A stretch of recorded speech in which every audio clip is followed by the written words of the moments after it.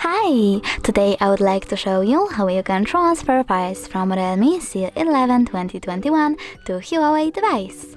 Firstly, open Play Store on REALME and App Gallery on HUAWEI. Then click on the search bars, type send anywhere and download this free app from this developer. Following that, just open it.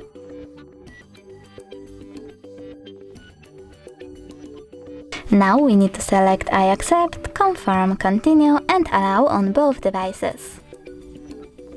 So SMS click, then choose receive on HUAWEI and send on REALME.